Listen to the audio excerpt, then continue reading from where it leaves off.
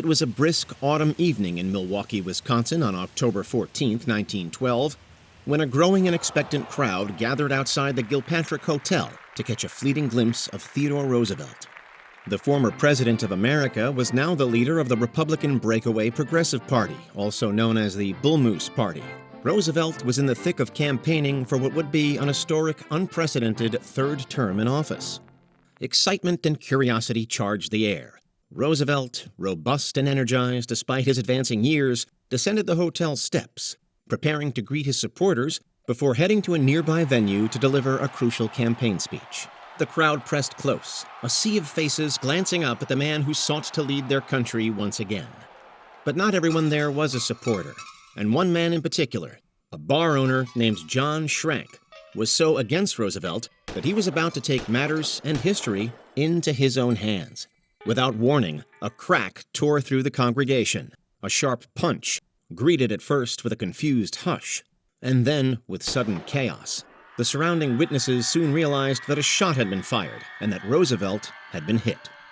It was John Schrank behind the revolver, his finger on the trigger, as his target stumbled, where just seconds before he had stood smiling and waving his hat to well-wishers. Schrank had fired straight at Roosevelt's chest. He was quickly wrestled to the ground by the furious crowd. But in that moment, it appeared that the worst may well have happened, that Roosevelt may well have been killed. And yet Theodore, already affectionately known as Teddy, did not collapse. He staggered, his aides rushed to his side, but he did not fall. Schrank had made a brazen attempt on Roosevelt's life, but Roosevelt stared him down, characteristically determined never to be silenced.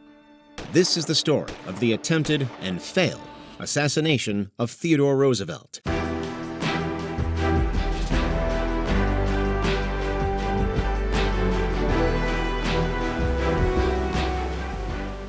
Welcome to It's a Date.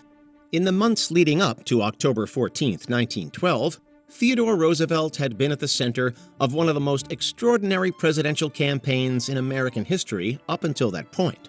The public were already well aware of who he was, seeing as he'd previously served almost 2 terms as President of the United States between 1901 and 1909. Roosevelt had initially been harried into the White House following the successful assassination of his predecessor, William McKinley. In 1909, Roosevelt honored a pledge that he'd previously made on more than one occasion not to stand for a 3rd term. Roosevelt himself is said to have believed that, should anyone be president for longer than 2 terms, it could pave the way to tyranny and dictatorship. History shows how he actively backed and convinced his successor, William Howard Taft, to run for the top job instead. Taft was ultimately successful and was president for the next 4 years. This seeming political bromance didn't last for long, however. By the time of the country's next election in 1912, Roosevelt had grown deeply disillusioned with the conservative-leaning Taft. Roosevelt labeled Taft utterly unfit for leadership. Taft bit back by calling Roosevelt a neurotic. The tension ultimately led to the two facing off against each other for the Republican nomination in the run-up to the 1912 election. Roosevelt was apparently feeling less ill at ease with a 3rd term so long as he'd had a break in between. Eventually, though, Roosevelt lost. Taft gained the nomination to stand again, and that might have been that, were it not for Roosevelt's dogged refusal to back down. When Roosevelt failed in his bid to secure the Republican nomination, he broke from the Republicans altogether and founded the Progressive Party. The Progressives were then quickly nicknamed the Bull Moose Party after Roosevelt famously declared that, despite his loss to Taft, he felt, quote, as strong as a bull moose. So here we have someone who, to many Americans, especially the working classes, was a heroic figure of fearless leadership. But among his critics, Roosevelt was painted as reckless, egotistical, and even dangerously radical. The eventual emergence of John Schrank as Roosevelt's would-be assassin isn't quite so straightforward as Schrank simply disliking Roosevelt's policies, however. And in fact, Schrank's leading inspiration in trying to kill Roosevelt was altogether more mysterious and spiritual. In the build-up to the assassination attempt, Schrank, a native of Bavaria, Germany, who had moved to America as a child, had followed his target all around the country on the campaign trail. Schrank had long been obsessed with Roosevelt, believing that he had been complicit in the 1901 murder of former President William McKinley, who Roosevelt had previously been vice president to, and again, who Roosevelt succeeded as president following McKinley's death in 1901. Between the years 1901 and 1912, John Schrank claimed to have experienced dreams and visions during which the ghost of William McKinley appeared to him, urging him to avenge his death, and implying that Roosevelt truly had been to blame.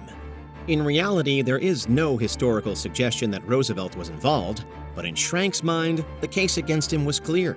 So much so that Schrank believed that he was on a mission from God to take Roosevelt out. On September 14, 1912, exactly 1 month before his assassination attempt, Schrank claimed to have had his final major visitation from McKinley, who allegedly told him not to let a murderer serve as president for a third term. The winding paths walked by Roosevelt and Schrank do, of course, eventually cross. On October 14, 1912, as Roosevelt appears on the steps of the Gilpatrick Hotel, Schrank is waiting amongst the crowd at the bottom of those same steps. But again, Roosevelt doesn't die. No matter the motive behind the attack on his life, he leaves the scene with his life intact. And it's mostly due to some extreme good fortune. The bullet fired by Schrank does hit Roosevelt in the chest, but in doing so, it passes through a thick steel glasses case in Roosevelt's pocket and then through the folded 50-page speech that, remember, he was due to deliver later that day. The exact placement of these two objects slowed Schrank's bullet down just enough that it didn't quite reach nor penetrate Roosevelt's lung.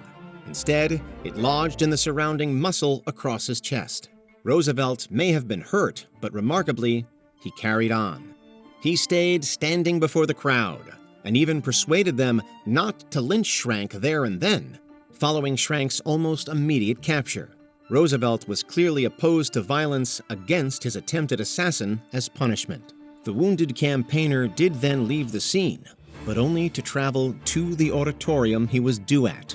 There, Roosevelt spoke for about 50 minutes, with blood all the while seeping through his shirt. Only after meeting his public commitments did Roosevelt accept medical help. The decision was made not to extract the bullet from his chest, and so he lived the rest of his life with a constant reminder. That reminder apparently didn't bother Roosevelt himself, though, as he likened it to simply having something in his waistcoat pocket. In the end, though, although thankfully alive and safe, Theodore Roosevelt was unsuccessful in his run for the 1912 election. The Democratic nominee Woodrow Wilson claimed victory, comfortably defeating both him and Taft. Roosevelt died in his sleep just a few years later, in January 1919, aged 60. John Schrank lived for decades more, dying in September 1943, aged 67. But he spent all his remaining time institutionalized in hospitals for the criminally insane. The attempt against Roosevelt's life in the run-up to a then vital election remains a dark and disturbing moment in U.S. history. At the same time, his insistence that the shooting shouldn't derail him has become the stuff of legend, as, after literally being shot in the chest, Roosevelt famously opened his speech to the masses with the iconic line, "Friends, I shall ask you to be as quiet as possible. I don't know whether you fully understand that I have just been shot, but it takes more than that to kill a bull moose."